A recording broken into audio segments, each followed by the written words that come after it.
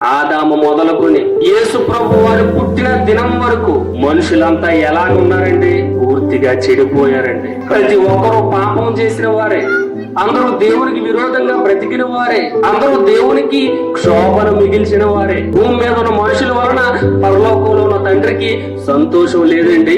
అందరూ చెడిపోయారు. చచ్చిన మరుక్షణం నరకానికి వెళ్ళిపోతున్నారు. లోతు దినాలను జ్ఞాపకం చేసుకోండి, ఎంత చెడిపోయారో.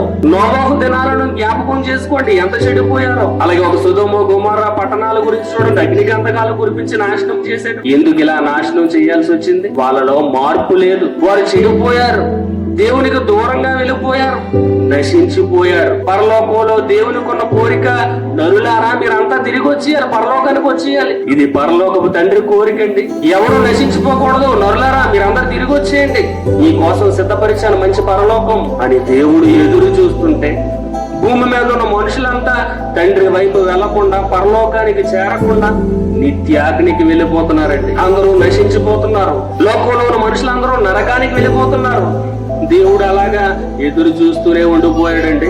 దీర్ఘశాంతంతో ఎదురు చూస్తున్నాడంట. ఎవరు వస్తారు?